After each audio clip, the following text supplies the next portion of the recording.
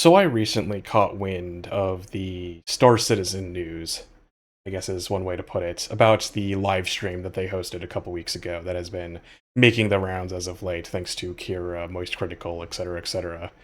And I just want to join in on that conversation. I'm not going to bother doing a, play-by-play breakdown of the disaster that this live stream was. But the long and short of it, in case you somehow managed to find my video first, is that they hosted a live stream. They'll post a link to it in the description. And it just clearly shows that even on the development build of the game, on like a private server that is like hosted in-house without any of the troubles that should be plaguing the player base at large, the game is still an insanely bug-ridden mess that is just frankly inexcusable for how much time and money has gone into this project. $1 billion, over $1 billion of Kickstarter and crowdfunding put into one project over the course of a decade and a half, 14 years at this point, and it doesn't even look close to done. There are so many things broke just skimming through this live stream. Guns had their animations break and couldn't be reloaded. Core mechanics weren't working. Like, people weren't able to loot items from a chest. They weren't able to like heal each other. They kept dying. The enemy AI looked like it was constantly breaking and just standing out in the open. It was absurd how bad this live stream is. And so a little bit of backstory on my end. I actually am an original backer of Star Citizen. I backed this game back in, I don't know, 2012, I guess, would be when the Kickstarter launched or ended, I think. I must have been in high school at the time. It, and I remember looking forward to this game. I was in on it back. I was day one, basically. And I basically stopped paying attention to Star Citizen nearly a decade ago. Because even back then, I could, like, even without any, like, formal game dev experience or anything, I could tell, I could see that this game was being developed wrongly. And I think that is the best way to put it. Because when you're developing a game, right, the most, like, game dev 101 basic thing is that you start with a prototype and then and that prototype is meant to essentially be like your core mechanics, right? Like, if you're making a shooter, then you make the shooting gameplay. And it doesn't matter what anything else in the game is like. If the character models have to be generic cylinders, if the gun models have to be rectangles, it doesn't have to have any sound effects.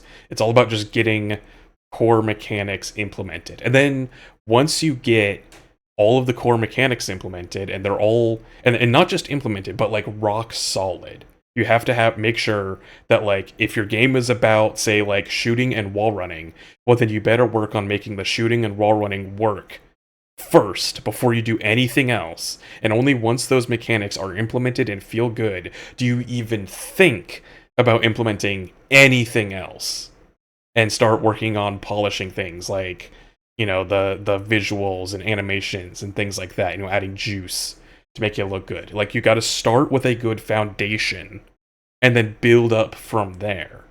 And you could tell from what they showed off, nearly a decade ago, that they did not ascribe to this philosophy.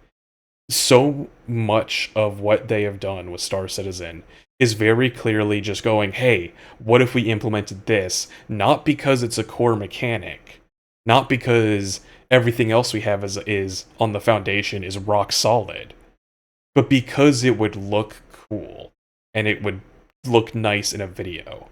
I remember seeing them demo like a walkabout on a spaceship some forever ago, and they were all showing off, like, look at how, like, the liquid in this character's, like, drink, because they had like a glass of whiskey or something, and like the liquid is like sloshing realistically and the ice is bouncing around. The blankets on the beds in the crew quarters are deforming around the character models. Like, lots of like little visual details that make the game look impressive. But they're not fundamental mechanics. And like a month ago, if you just browse their subreddit, there are posts talking about how core mechanics are still non-functional. Well, what was the one I saw recently? Like salvaging, like the reclaimer is apparently broken, and the dock doesn't work. The mining, like ore, gets wiped. Yeah, so you could spend hours mining ore only to just lose it for no reason. Freight elevators are constantly bugged, making some missions just unplayable. And this is from a month ago. 14 years of development and core fundamental gameplay loop mechanics are still non-functional, or at least bug-ridden. And yet they're showing off fancy cutscenes and animations and character models. Like I remember they showed off that demo of Squadron 42, the single player mode, like a couple years ago, I think. And they showed this big, flashy, pre-rendered cutscene with all these characters like talking and doing all this cool stuff. And like the gameplay that they showed off amounted to like a turret section, I think. It was literally like nothing. I think they walked around the ship and then shot some generic spaceships with a turret, and that was it. But oh man, look at all the flashy visuals. It's it's been clear for the entire length that Star Citizen has been around that they are developing this game backwards. They are taking a top-down approach where they focus on like just the wrong things that make the game look good without actually working on the foundation. And actually making sure that the core gameplay works at all. Honestly, a good comparison point has been Deadlock, because Deadlock has given a lot of people a kind of unprecedented amount of insight into the process of game development, because it was never intended to be leaked when it was and turned into this sort of semi-open alpha. Because that was never part of the plan, and then Valve just kind of rolled with it because it actually started getting a lot of good publicity. And like if you remember the earliest days of that Deadlock alpha, the game just was not pretty. The lighting was still very much just placeholder, like they just had enough lighting to light the scene. The visuals were very basic. A lot of the character models were still left over from Neon Prime, the previous iteration of the game setting, because they hadn't really fleshed out the new, mystic noir setting that they were creating. The map had 4 lanes and whatnot, and a lot of the map was just like gray box like textures. There was no like detail or anything like anywhere.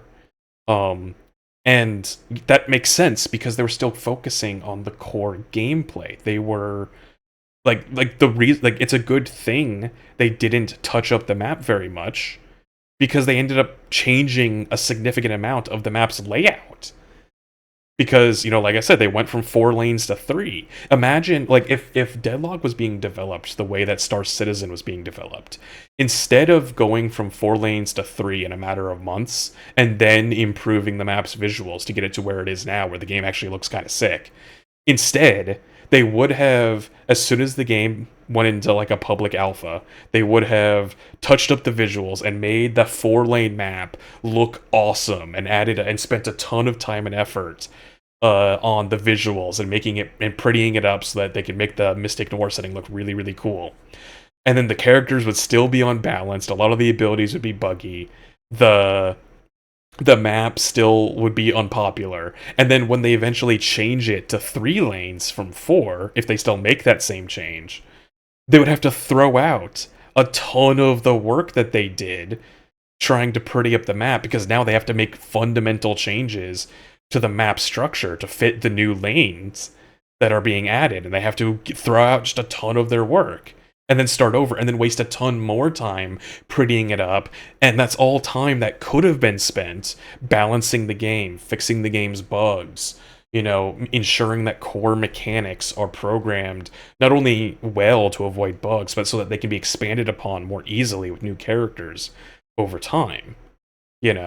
In the short amount of time that Deadlock has existed in the public consciousness, it has made massive leaps and bounds in progress, because Valve, believe it or not, despite the fact that they have barely released a game in like a decade, they actually do know how to make video games.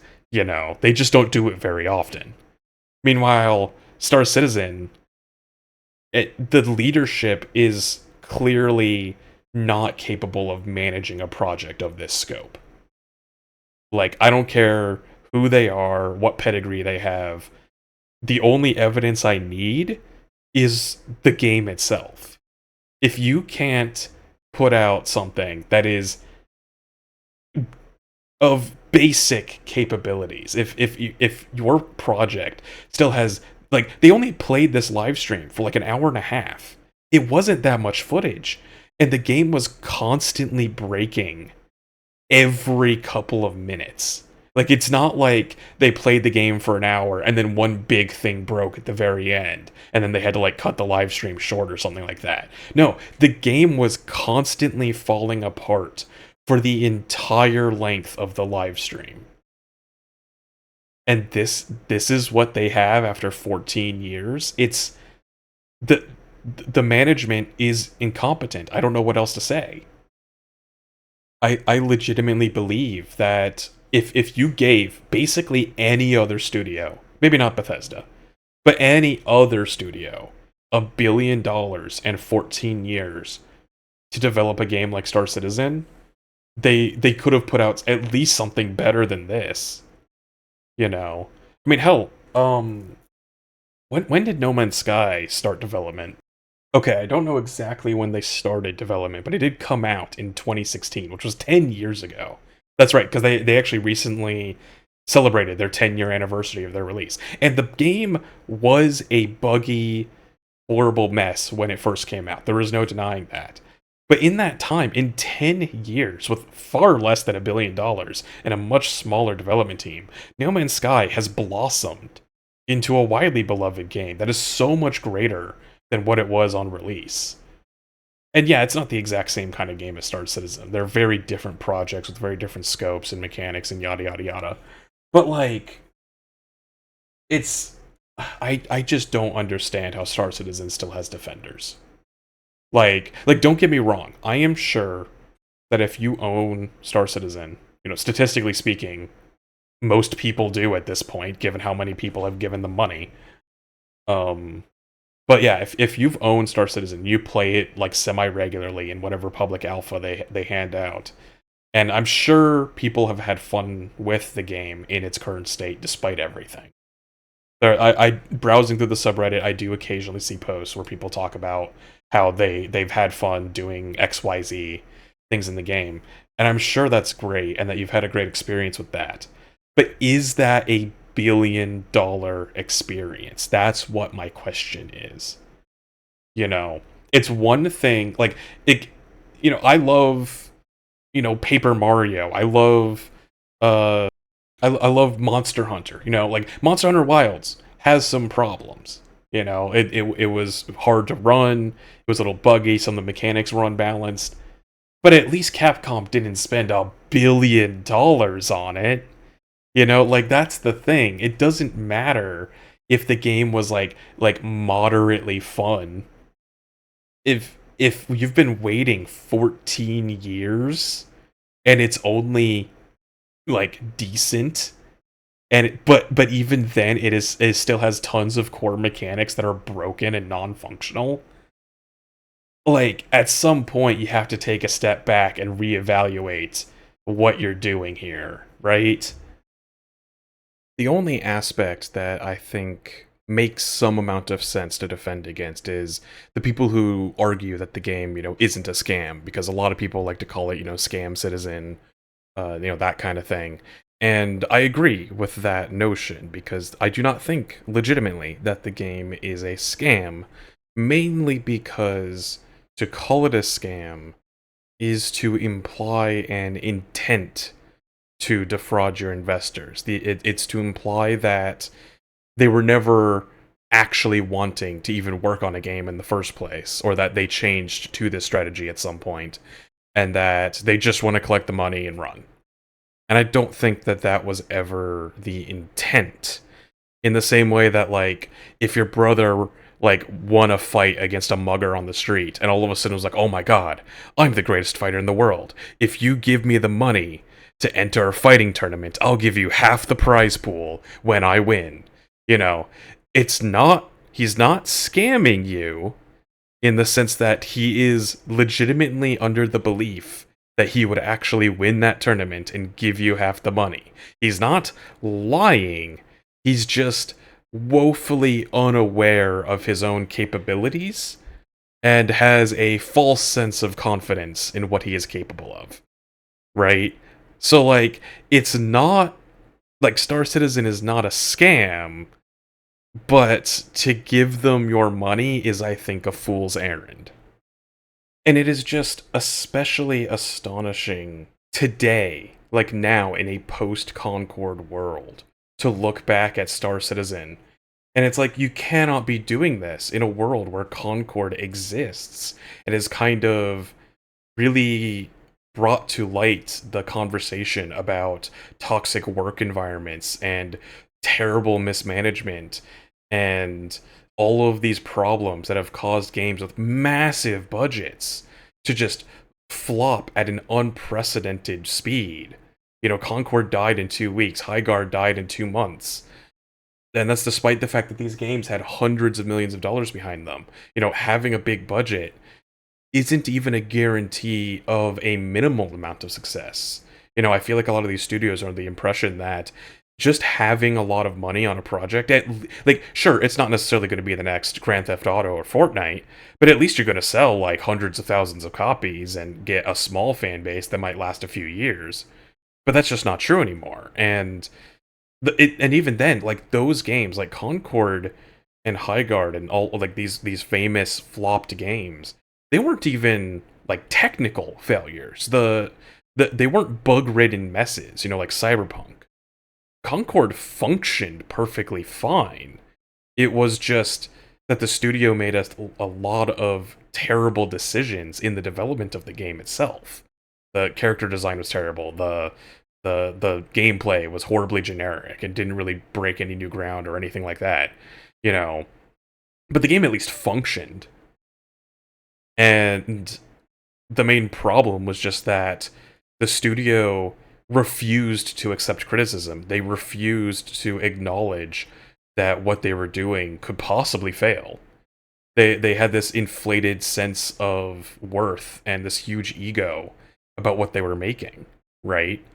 And I cannot help but now, like I said, in this post-Concord world, looking back at what little behind-the-scenes info we have gotten of Star Citizen and seeing them blowing huge amounts of money on fancy new studios and, you know, thematic decorations and whatnot that have nothing to do with actually making the game good.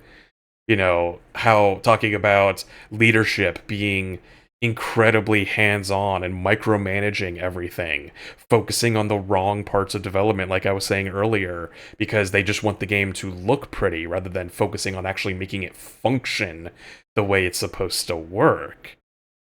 And it's like, we're just watching the same train wreck over and over again, and these studios refuse to learn.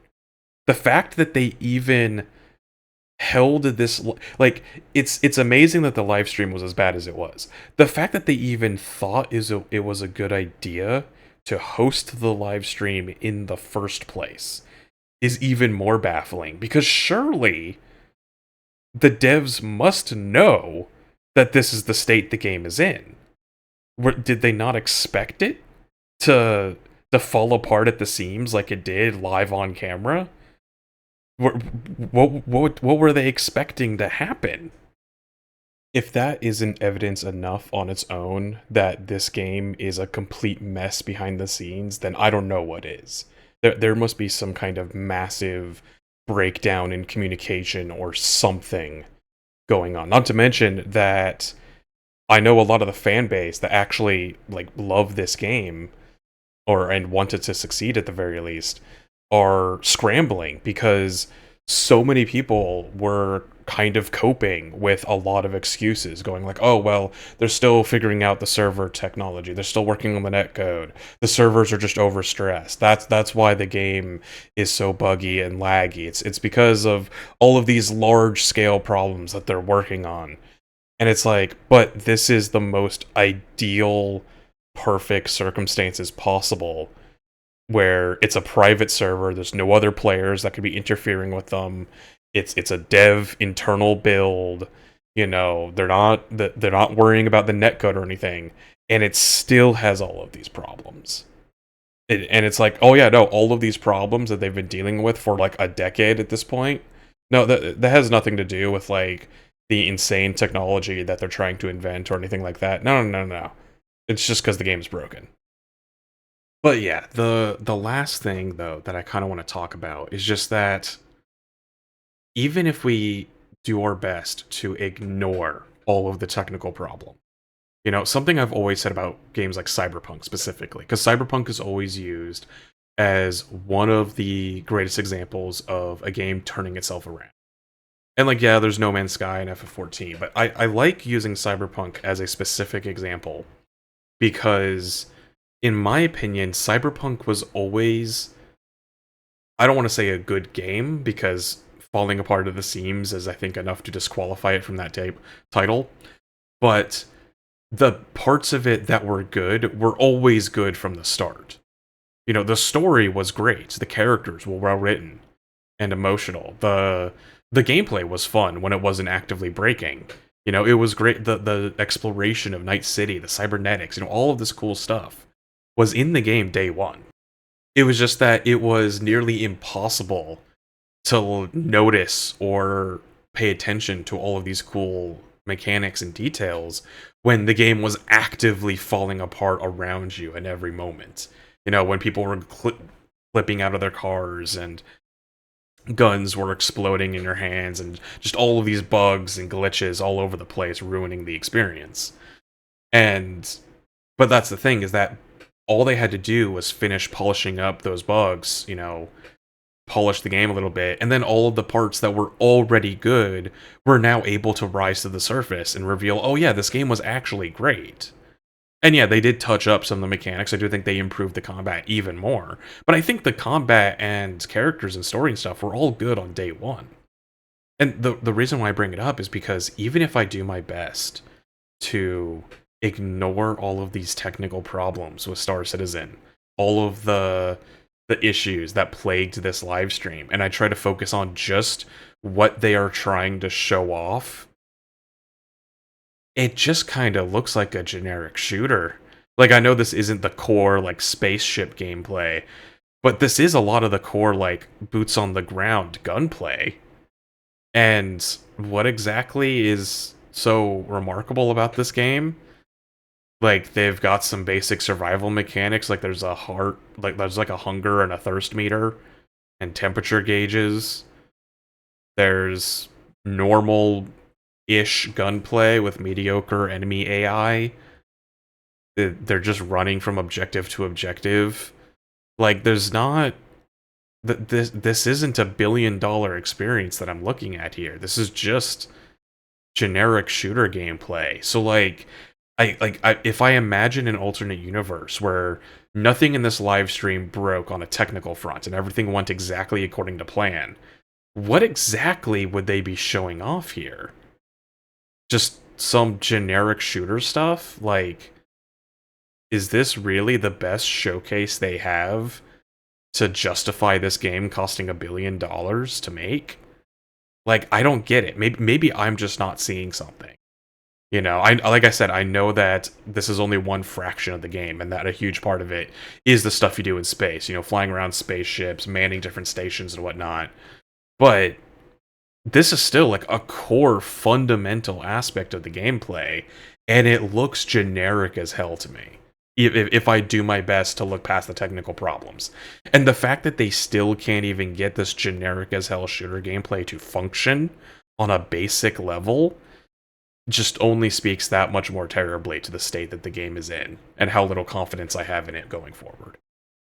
But, as always, I'm happy to continue the conversation in the comments down below, so feel free to talk about both the live stream and Star Citizen as a whole, if you feel like. I am curious to see what some people's thoughts on it, some people that might be a little bit closer in the fandom, following it a little bit more closely, as well as some other layman impressions like myself. And if you liked the video, make sure to leave me a like and hit that subscribe button if you want to see more content like this in the future. For now, thank you all for watching, and hope to see you all in the next one.